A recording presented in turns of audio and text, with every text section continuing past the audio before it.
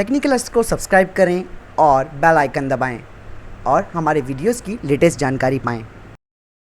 नमस्कार दोस्तों, स्वागत है आपका टेक्निकल अस्त्र में और मैं हूं किशन चंद। दोस्तों, इस वीडियो में हम आपके लिए लेके आते हैं स्पेस, डिफेंस और इंटरनेशनल खबरों के अलावा आपकी सेहत से जुड़ी हुई जानकारी को। तो चलिए देख लेते हैं। दोस्तों, यहाँ पे जो पहला अपडेट निकल के आ रहा है वो आ रहा है प्रधानमंत्री नरेंद्र मोदी और शी जिनपिंग के बीच हुई मुलाकात को लेकर।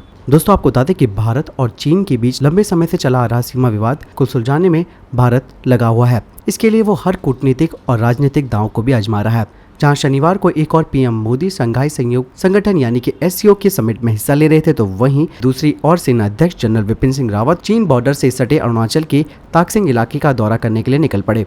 शनिवार को सेना प्रमुख ताकसिंग पहुंचे और अपनी चौकियों का दौरा किया, साथ ही सैन्य ऑपरेशंस की तैयारी का भी जायजा लिया। इस दौरान जनरल रावत ने सैनिकों से सीमा पर शांति सुनिश्चित करने के लिए स्थानीय लोगों के लिए रोजगार अवसर बेहतर करने को लेकर कदम उठाने को कहा। ऐसा माना जा रहा है सेना प्रमुख रावत का चीनी सीमा से सटे इलाकों का ये दौरा कूटनीति का हिस्सा है। पीएम मोदी इस बात को भलीभांति जानते हैं कि सीमा पर शांति स्थापित किए बिना दोनों देशों के बीच रिश्ते बेहतर हो पाना संभव नहीं है। यही वजह है कि सीमा विवाद पर चीन को राह में लाने के लिए पीएम मोदी पूरी तरह से कोशिश कर रहे हैं। उनका अप्रैल महीने में चीन की वुहान का अनौपचारिक दौरा भी इसी कूटनीति का हिस्सा था।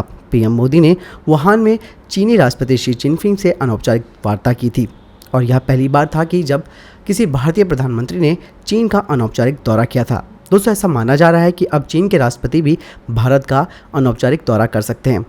दोस्तों, यहाँ पे जो अगला अपडेट निकल के आ रहा है वो भी चीन की तरफ से ही आ रहा है। OBOR जो कि चीन का एक महत्वाकांक्षी प्रोजेक्ट है, उस पर भारत ने चीन को आईना दिखा दिया है। जी हाँ दोस्तों, चीन काफ़ी समय से अपनी महत्वाकांक्षी परियोजना वन बेल्ट वन रोड यानी कि OBOR पर भारत को साधने का प्रयास कर रहा है, लेकिन उसको बार बार विफलता का मुंह देखना पड़ा है। इस बार भी ऐसा ही हुआ। रविवार को SCO के शिखर सम्मेलन में प्रधानमंत्री नरेंद्र मोदी ने चीन की वन बेल्ट वन रोड परियोजना का समर्थन करने से साफ तौर पर इनकार कर दिया। साथ ही चीन को पारदर्शिता बरतने और संप्रभुता का सम्मान करने की भी नसीहत दे डाली। दोस्तों, बहुत ज़रूरी भी है चीन को बार बार उसी की बातों का उसी के सवालों से जवाब देना। दोस्तों, यहाँ पे जो अगला अपडेट निकल के आ रहा है वो आ रहा है राष्ट्रीय सुरक्षा सलाहकार अजीत डोभाल को लेकर। जी हाँ, आपको बता दें कि बॉलीवुड जल्द ही उनके ऊपर फिल्म बनाने वाला है और इस फिल्म में अजीत डोभाल का रोल करेंगे परेश रावल। जी हाँ, परेश रावल ने ट्वीट पर इस फिल्म पर अपना फर्स्ट लुक जारी किया है। इस फिल्म में अजीत डोभाल जैसे अफसर का रोल करना परेश रावल अपने लिए गर्व की बात मान रहे हैं। आपको बता दें कि अजीत डोभाल ऐसे भारतीय हैं जो खुलेआम पाकिस्तान को मुंबई के बदले बलूचिस्तान छीन लेने की चेतावनी देते हैं। डोभाल पाकिस्तान के लाहौर में अपने देश की रक्षा के लिए 7 साल तक मुसलमान बनकर रहे।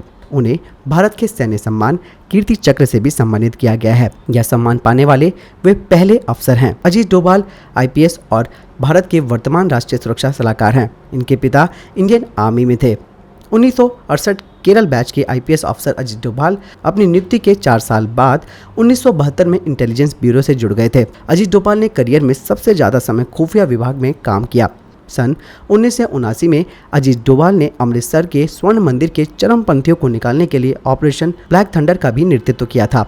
30 मई 2014 को प्रधानमंत्री नरेंद्र मोदी ने अजीत डोभाल को देश के 5वें राष्ट्रीय सुरक्षा सलाहकार के रूप में नियुक्त किया। आपको बता दें कि इस फिल्म का नाम उरी है। उरी फिल्म में एक्टर विक्की कौशल और actress Yamini Gautam lead role में दिखेंगे। दोस्तों, ये बहुत ही ज़रूरी है कि समय समय पर हमारे देश के जो नेशनल हीरोज़ हैं उनके ऊपर इस तरीके की मूवीज़ बननी चाहिए, ताकि इससे हमारी आने वाली पीढ़ी और आज के समय में जो युवा लोग हैं वो इस तरीके की पिक्चर्स को देखकर अपने ऊपर गर्व महसूस करें, साथ ही उनसे कुछ सीखे भी। तो दोस्तों, बहुत अच्छी बात है कि उरी जैसे फिल्म बन रही है हमारे देश के राष्ट्रीय सलाहकार अजीत डोभाल के ऊपर। तो दोस्तों, हम लोग शुभकामनाएं देते हैं अजीत डोभाल को कि उनकी ये फिल्म सभी देखें और ये फिल्म हिट रहे। दोस्तों, यहाँ जो अगला अपडेट आ रहा है वो आ रहा है स्पेस को लेकर। दोस्तों, हम सब यही सोचते हैं कि इतने बड़े ब्रह्मांड में क्या किसी अन्य ग्रह पर जीवन हो सकता है या नहीं।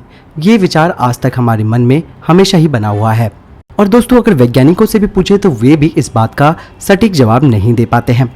लेकिन ज़्यादातर लोग मानते हैं कि कभी ना कभी कोई ऐसा ग्रह जरूर ढूंढ लिया जाएगा जहां किसी न किसी रूप में जीवन होगा। परग्रहियों को लेकर हमारी कल्पना ने काफ़ी उड़ान भरी है। परग्रहियों को हम एलियंस के नाम से जानते हैं।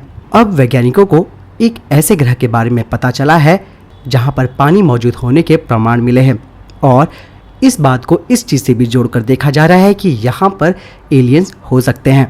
वैज्ञानिकों को कम घनत्व वाले एक बाहरी ग्रह जिसको एक्सोप्लैनेट कहा जाता है, उस पर कई धातुएं और पानी के कुछ प्रमाण मिले हैं। इस ग्रह का नाम है WASP-127b। ये ग्रह बृहस्पति से 1.4 गुना बड़ा है, लेकिन इसका द्रव्यमान उसका 20% ही है।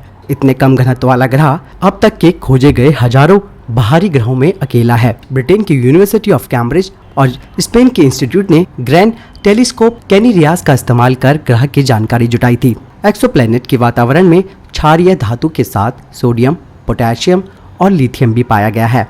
इसके अतिरिक्त एक्सोप्लैनेट में पानी का संकेत मिला है। सोडियम और पोटेशियम की उपस्थिति से स्पष्ट है कि इस ग्रह का वायुमंडल साफ होगा। वैज्ञानिकों का कहना है कि WASP-127b जिस तारे का चक्कर लगा रहा है उस पर भी काफी मात्रा में लिथियम है, इसीलिए ग्रह पर मौजूद लिथियम का पता लगाना बेहद जरूरी है। इसकी मदद से ग्रह के निर्माण की प्रक्रिया का भी पता चल पाएगा। तो दोस्तों, WASP-127b जैसे तारे में अगर जीवन की उपस्थिति है तो इस बारे में कोई दो राय नहीं है कि वहाँ पर एलियंस हो सकते हैं।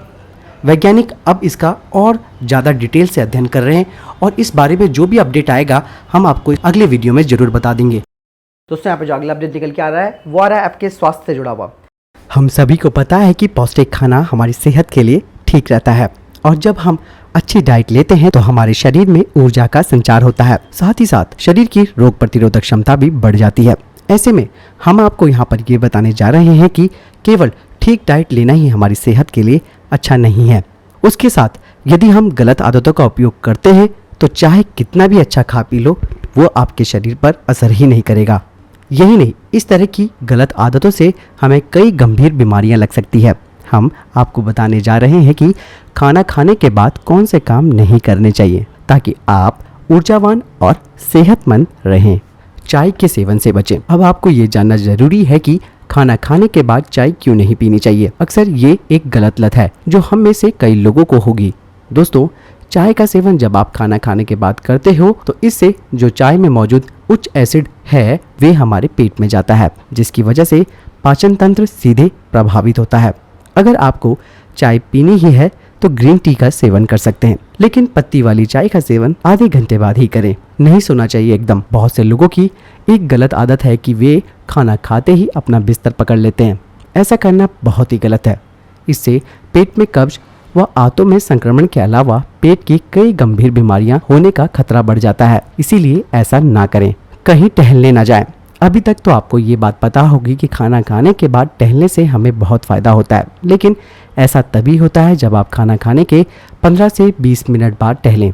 यदि आप खाना खाने के तुरंत बाद टहलने लगते हैं तो इसका असर सीधे आपके पाचन तंत्र को होता है।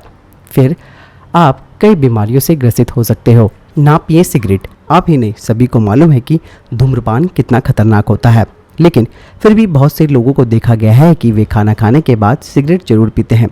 दोस्तों, ऐसा भूल कर ना करें, यह हानिकारक होता है। ऐसा करने से बीमारियां लगने का खतरा 10% से अधिक हो जाता है और कैंसर होने की संभावना तेज हो जाती है। ना खाएं फल। यदि आपने खाना खा लिया है और उसके बाद तुरंत कोई फल आप खाते हो तो इससे पाचन तंत्र खराब हो सकता है। इसीलिए खाना खाने के करीब 1 घंटे के बाद फल खाएं। सुबह के समय में खाली पेट फल खाने से आपको ज़्यादा फायदा मिलता है। नहाने के लिए तुरंत न जाएं।